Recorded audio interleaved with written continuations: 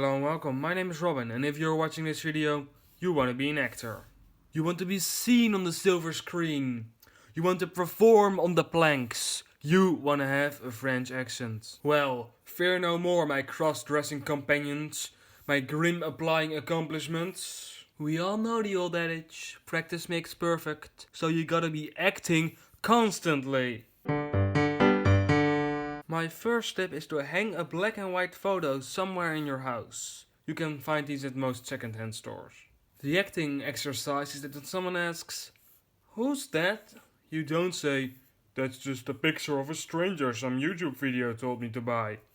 Instead you say, "Oh him? That's just some far back uncle from my mom's side of the family. He lived in Portugal. Here's a fun fact, he was the first man in Portugal that had a divorce because his wife wanted it." That's not her in the picture. Try to come up with a new story every time, but you can use some of the good parts of the last story. I think it's clear why this is a great acting exercise. And don't worry too much about the person suspecting you're acting. No one thinks someone would act about such an insignificant random thing. A great acting challenge is loving.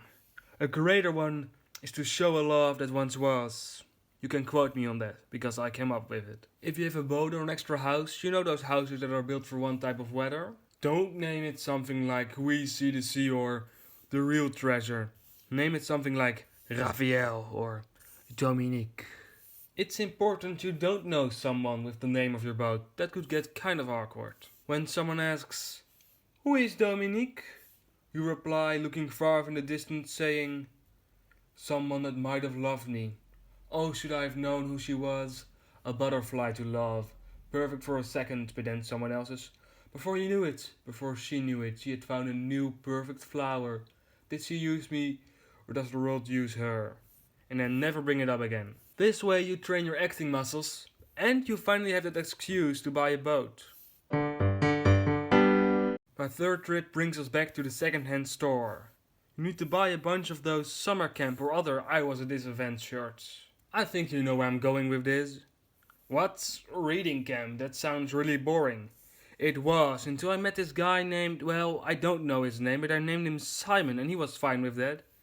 His little brother ate a lizard and we built a dam that destroyed the camp sewer system. If people want to hear more and more about this made-up camp friend, you can ask one of your acting friends to pretend to be them. Since most serious actors will have seen this video, you can pretend to be their made-up camp friend. This way you both get to train, and it's a good reminder to keep your acting friends and your non-acting friends, amis non-citants, as we call them in the acting world, separate. Here's a bonus tip inside this tip.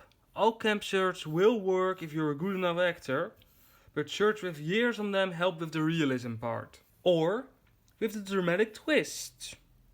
That's a really good and completely believable story. But wait, weren't you two in that year? I hope you will try these acting exercises. I don't want to see any more performance procrastination from you. I hope you like this video. Bye!